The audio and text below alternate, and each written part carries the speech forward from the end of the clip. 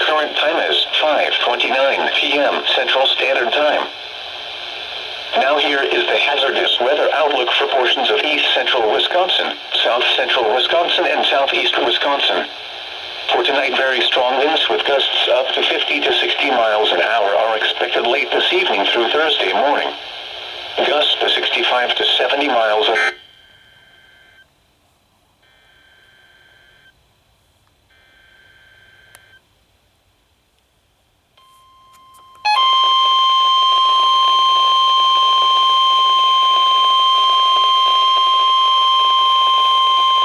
The National Weather Service has issued Tornado Watch number 565, effective until 11 p.m. Central Standard Time.